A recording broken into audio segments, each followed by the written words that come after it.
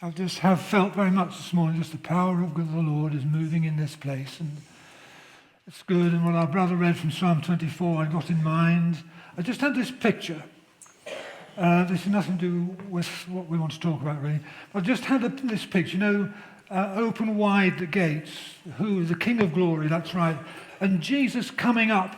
If we were in heaven, the picture in my mind was that we're there and Jesus is coming up from the cross. The King of Glory is coming. This mighty battle there at Calvary. He won that. Open these doors. Let this King of Glory in. Yes. The power of God. And when we look at his face, it was marred more than any man's. Yes. Not a beautiful sight. A huge battle that he won. Let the King of Glory in. This place is holy ground. That was what's in my mind. And I thought it was a really powerful morning. Yes. And we're going to carry on with that together. And I just want to highlight the Beatitude for the morning is the third one. Blessed are the meek, for they will inherit the earth.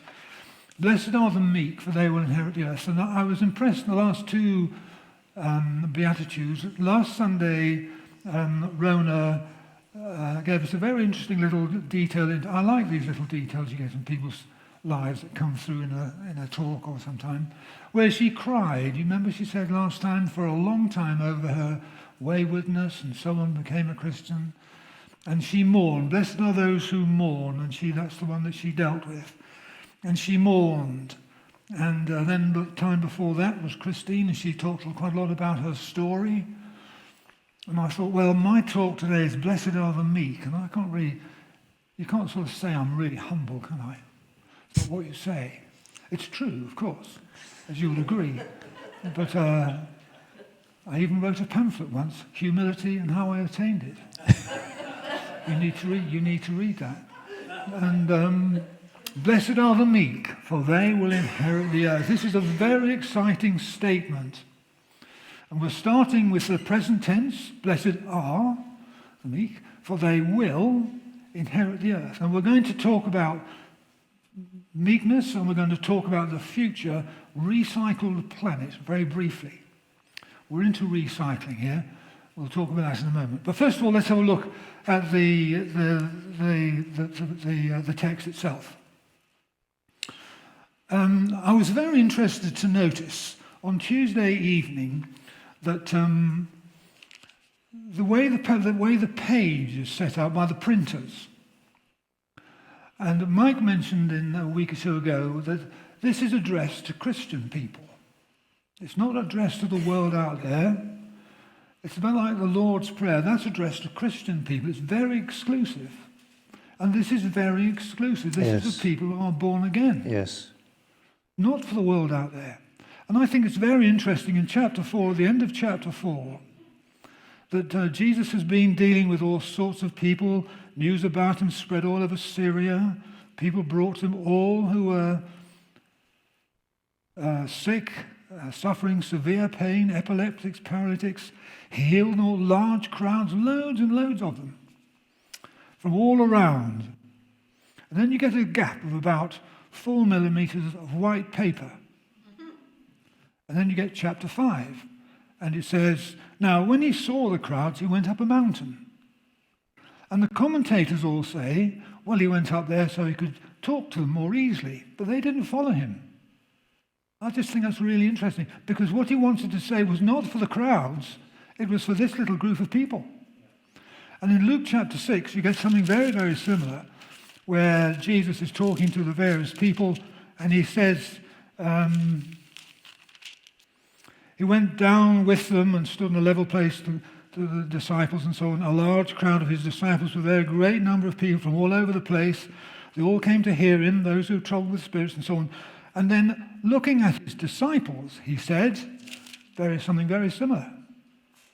And then in John chapter 6, you get a very interesting thing as well, where John picks this up and he hears Jesus saying that, you've followed me all over. When they found him on the other side of the lake, they asked him, Rabbi, when did you get here? Jesus said, I tell you the truth, you're looking for me not because you saw miraculous signs, but because you ate the loaves to your fill. Don't work. And what they were interested only was just the physical side of it, the crowds. They were just interested in having their belly full, feeding the 5,000, just happened, 5 loaves, 2 fishes. And they were full. This was great. This is what we want. And Jesus is saying, no, no, no. You want the bread of life. That's chapter 6. And he differentiates between the crowd and this little group. And this is addressed in Matthew chapter 5, as you know, is addressed to Christian people. And Jesus saw the disciples, and he spoke to them. When he saw the crowds, he went up to the mountain, and then his disciples came to him, and he began to teach them. And it was just exclusively for the disciples. But at the end of chapter 7, obviously some people had crept in, so to speak, and were listening, because it says so at the end of chapter 7, the crowds were there. So obviously some of them had gone up and listened to this fascinating talk, which was really for the disciples.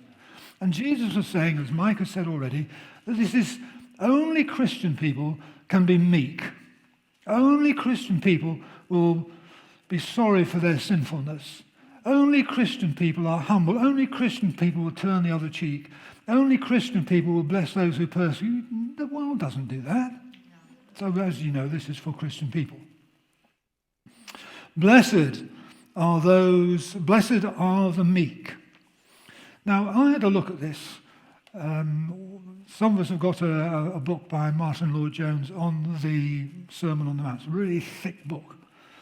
And it's a really interesting book.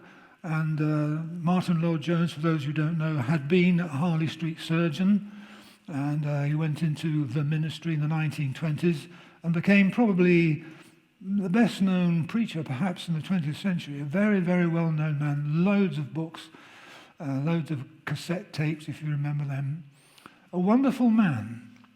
And then I thought, well, come on, doctor, you can do better than just happy. Got blessed, then in brackets, happy. No, come on, doctor, you can do better than that, surely. So I thought, well, I'll get my concordance and I'll have a look. And I looked at this word, blessed, makarios, and I found, this is very exciting, I found that in Timothy, I think it is, I've got to scribble in my notes here, my 1 Timothy chapter 1, this is what you read. Verse 11. Here we are. Now then, this word blessed, this is what got my attention. Paul is talking to Timothy, and he talks about this glorious gospel of the blessed God, an adjective attributed to God. In verse 15, I think it is, chapter 6, verse 15, and you read this, talks about God, the blessed God, and the only potentate over the rolling spheres, if you know the Charles Wesley hymn. The blessed, it's a word used of God. He's blessed. It's blessed. And then if you go to Revelation chapter 1, verse 3, the wonderful verse, something we need to listen to and pay some attention to, where John writes, blessed are those who hear, blessed is the one who reads the word, blessed is the one who reads the words of this prophecy, reads aloud the words of this prophecy. Do you ever read the Bible aloud? In your room, where I used to live, walk up and down the carpet reading the Bible aloud to myself. Blessed are those who read aloud the words of this prophecy, and blessed are those who hear it. So if you read it, you hear it, you get doubly blessed. As you read out aloud, you hear it, you get doubly blessed. And those who take it to heart what's written, those who read it, who hear it, and who do it, they are the ones who are blessed. And that adjective is used of God. He's blessed. What a privilege. Blessed are those who are meek. Blessed are the meek. Same description of God. He's blessed. We too, the same adjective, same word. I think that's something we should get excited about. And the dear old doctor's missed it. And blessed are the meek. Blessed, wonderfully blessed. Same adjective is used of God is used of you and I here. Blessed are those who are meek. What is meekness? I found a definition on the internet. It's a mild and moderate, humble and submissive quality. A mild and moderate, humble and submissive quality. I don't think that's quite adequate. So I added in, yet one that stands for what's right, because there's a strength in meekness. Meekness could be described perhaps as the fruit of power. It's controlled power, meekness is. Very controlled. Take some examples of people are meek. We know Moses, probably the best known. He was the meekest man on the planet, as Attenborough would say. The meekest man on earth. Find that in Numbers somewhere. Chapter 12. And he was a very meek man, but he hadn't always been a meek man. If you remember in Exodus chapter 2, he was a guy who saw, he'd written some sort of, he was brought up in Pharaoh's household, you remember? He was quite somebody by now, personage, he was going to be prime minister, and he was on the way up. And he thought he had some sort of authority. And he saw an Egyptian beating up one of his own people, the Hebrews. They were an immigrant population, remember, and exploited and so on. And one Egyptian man was beating up a Hebrew, and he killed him, the Egyptian. He wasn't very meek. And he put him in the sand and thought he got away with it. And the following day he saw two Hebrews arguing, two of his own countrymen arguing. And he said to them, the one that was being dominant, what are you doing? And he said to Moses, what do you think, who's made you a ruler over us? Are you going to kill me like you killed that? Oh, I thought I got away with it. But if you read in Exodus chapter 2, the account is Moses looked this way and that way and saw no man, forgot about God, didn't look up. And God in some way in the 24-hour period, I don't know what he did, God caused the wind to blow and his toes got exposed out of the sand. And wow, there's somebody dead. That's an Egyptian. Are you going to kill me like you killed the Egyptian? That wasn't meek. And there are other examples you could give as well.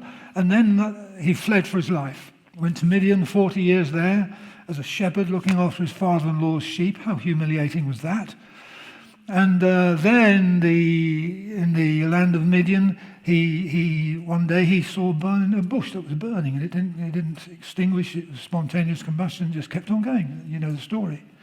And there he met with God. That changed his life. And there he was barefoot in the front of the bush. God said, take your shoes off. This is holy ground. That's where God is. It's holy. Take your shoes off. It's holy ground. His heart was bare too. And he was reduced in size from being going to be a very important chap, to something very small. He became meek. But he was very powerful. He became leader. Meekness is power under control. It is moderate, it is submissive, it is humble, but it's also very powerful under control. Daniel was another one. He could have remonstrated, you don't put me amongst lions. No, don't do that. But he just gave in. A meek man. Gideon. Oh, I can't go and oust the Midianites. I'm the smallest family in Israel, and I can't do that. And the angel said, you go in this, your might, you'll do it. And he did. Power under control. There are lots of stories. Jeremiah is another one. I mean, Jeremiah was spoken against so much. If you read his story, and he cried so much, as you know. And but God said to him, you're okay. He was put down in the well, you remember, and left there. Never remonstrated. And yet what he said was very powerful. A whole book about his writings. Very powerful. Isaiah, another one. And he said he was called the Lord, you remember. And then one day he went to the temple, and that vision of God, and heard the angel saying, holy, holy, holy. I mean, that's an amazing bit. I was thinking, Lord God Almighty, and the pillars shook, and he was reduced in size, and he said, wow, woe is me, I'm undone. I'm totally exposed. Became meek, a very meek man, but very powerful. A whole book of his prophecies. And so we could go on lots more. Paul the Apostle. Really interesting. I mean, he was a terrible man, as you know. But there came a time when he was put in jail. He was had up before the authorities. They forbid him to preach and teach and so forth. and they were going to beat him. He was a Roman, remember? And Paul was a Roman. And they got him on the rack, strapped his wrist up on the back, and it's going to be flogged. And Paul said, this is this meek man. Meekness is powerful as well. Paul said to the persecutors, have you got the right to flog a Roman? It's not a law, it's against the law. He stood for what was right. And then, they didn't want that to do that, and so they put him in prison. After a while, they thought, whoever was in charge of the town council, whoever it was, thought, well, he needs to be released. Just go and release him. And Paul said to the jailers who had come to release, no, you don't. You get the boss to come and release me. He's the one who put me there. Stood for what was right. So meekness does stand for what's right. It is submissive, it's moderate, it's humble, and all these things, but it's also very powerful. That is meekness. Blessed are these people. Wonderfully blessed. The same attribute that's given to God is given to us. We're wonderfully blessed. We should be very excited about that, I think. Blessed people. What a privilege. Blessed are the meek. Blessed are the meek. I found another definition of blessed was an authentic spiritual joy, something that's really genuine. It's not just a position, a privilege, it's also authentic spiritual joy, something that's really real. The Amplified Version says, blessed means worthy of envy. These meek people, worthy of envy, for they will inherit the earth. Well, this is where recycling comes in. We're into recycling big time, aren't we, in West Lindsey, of all these bins and so forth. And which there were people, but we as a church are very much into recycling people. I've been recycled. Haven't we all been recycled, one way or another? And when I was recycled, I too cried. I remember it very well. And Rona has, and probably some others. We just cried over our sinfulness. Blessed are those who mourn, etc. We've been recycled, wonderfully recycled. So we're into the bottom of the business of recycling people, very definitely. It's a very wonderful thing on a Friday. I think Friday morning, coffee mornings, are one of the best things we do. It's like a mission field out there. There are 3 or 4 people every week who come in wanting to be recycled. They don't know that, but that's the process they're on. And we're just excited. We want to get people recycled. So they become meek people and mournful people and so forth. So when they come in, they don't know Jesus at all, but we talk to them about Jesus. And there's a lady came in this last Friday. I talked to her a long time. I met her on the street, actually. I remember talking to her about the woes of Market Rasen. Dear, it is a bit of a one-horse place. I think it is really. But anyway, she was thought it was very terrible. The streets aren't being swept and the paint's coming off the windows and so forth. And we talked about, what is this place? What is this building? Well, this used to be a working men's club, but it's being recycled. I didn't say that. And we talked about, just the need for Jesus, and we're trying to market Jesus here. And you'll be very welcome to come. Anyway, I don't suppose you will, but she said she might. And I gave her a little Why Jesus booklet, so she went away with the gospel in her hand. I think that's really important. It's a wonderful thing that Friday. There was another person, there's several, you'll know them. And it's just a great thing, and more of us need to be there just to mix with these people who need to be recycled, actually. Just a bit of a plug there. It's very worthwhile. And, recycling. They will inherit a recycled earth. Now, this is interesting. Blessed are the meek, present tense, for they will inherit the earth. Blessed are, it's not a conditional thing. If you're meek, you'll inherit the earth. Those who are meek will inherit the earth. It's just a statement. It's not a prediction, it's a statement. Blessed are the meek, they will inherit the earth. It's a statement, not a condition, not a prediction. An example might be, we have a son called Nathan. He's down in London, southeast London. He's very happily married. He's a blessed man, really. A lovely wife, lovely children, 2 lovely children, goes to a very good church.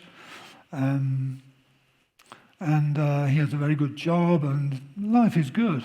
Life is good. And he's very blessed. Oh, he has some wonderful parents. And he will inherit their millions. That's the statement. Blessed are the meek, for they will inherit. It's just, blessed is Nathan, he will inherit their millions. That's the sense. It's just a statement. It's a condition. It's not conditional.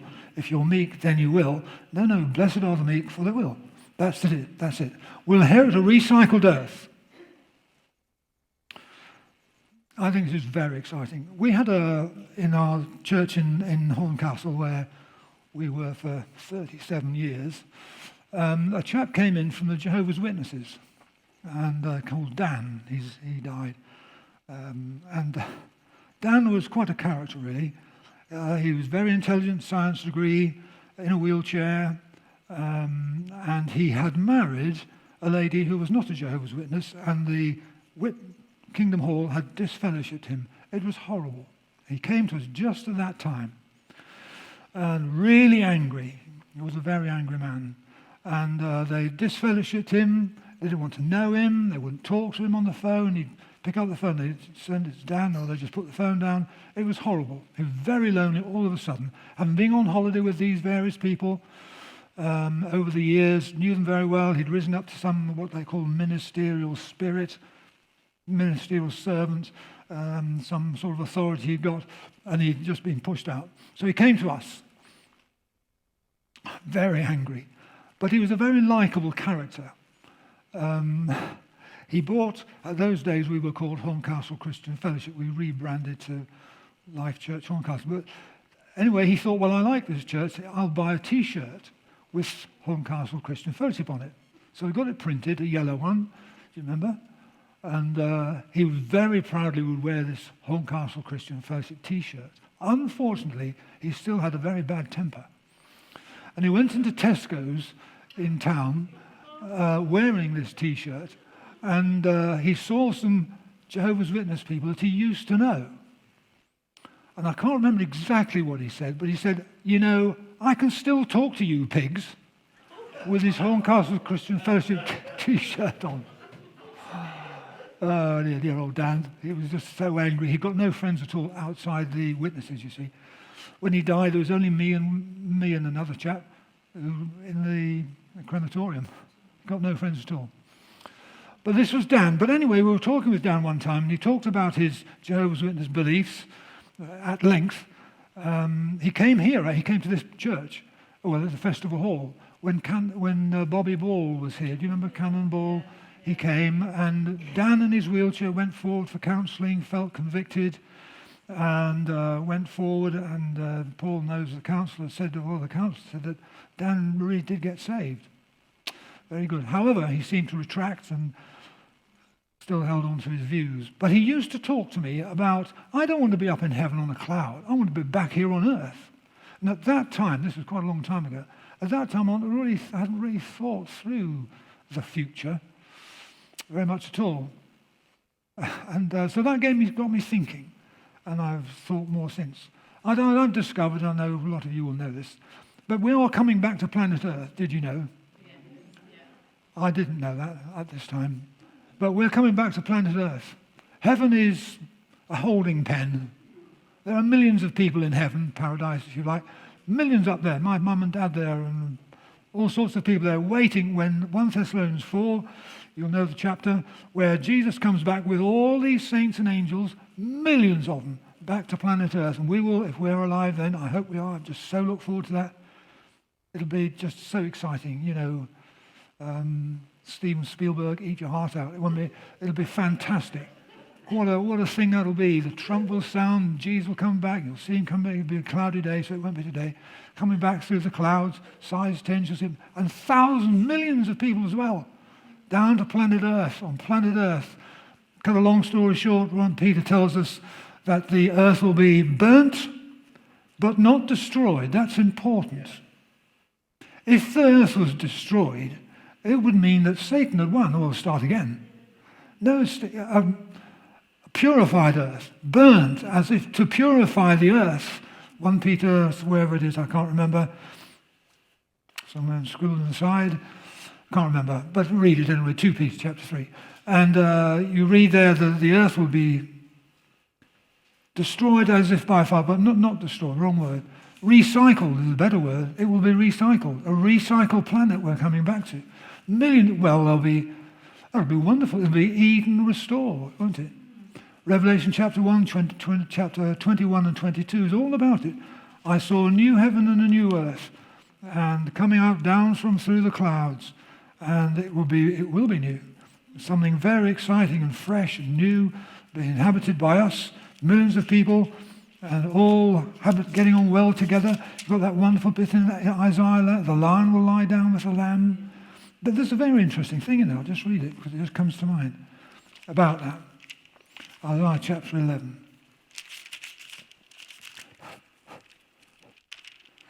Where the wolf will live with the lamb. I mean, that's prey and predator together. The leopard will lie down with the goat, prey and predator together. The calf and the lion together. A little child will lead them. The cow will feed with the bear. The cow will feed with the bear. A cow is a ruminant. A bear isn't. Something's got to happen there too. Major changes. Their young will lie down together. The lion will eat straw like the ox. Well, the ox is a ruminant, but a lion isn't. Something's got to change. Lots of changes, well, you'll know that. So that's all very exciting. And then we come to chapter 21 of Revelation, which is worth reading, just one or two things there. Well, New Jerusalem, I saw a new heaven and a new earth. For the first heaven and the first earth had passed away. There was no longer any. I saw the Holy City all coming down out of heaven like a cube. It's all very symbolic.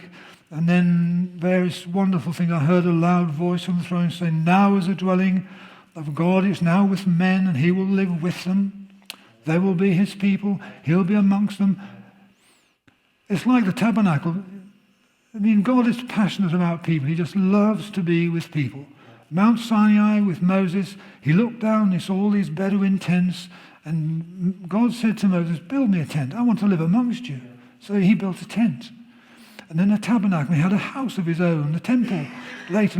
And even better still, God came in the flesh and dwelt amongst us. He just loved people. A wonderful thing. And now at the end of time, he says, there's a new holy city, New Jerusalem, prepared as a bride, beautifully dressed. I heard a loud voice, now the dwelling of God is with men permanently, not to go back again, permanently, on planet Earth, all recycled. We will inherit this. Wonderful thing. Romans 8, coming to the end. Romans chapter 8. You know the verse probably very well. Where we are heirs and joint heirs with Christ of this planet. One day we will be heirs and joint heirs. We will rule. We will reign. We're going to judge angels, judge the world. The meek will inherit. This is us. We're going to inherit this. This is going to be our job. This is our new territory. Brand new planet. Whole new quality. And it'll be a very exciting time. The whole creation at the moment is waiting, is in travail. You know, the earth, you know, all the tectonic plates are grating together. We get the earthquakes and all the national catastrophes. It's just the earth.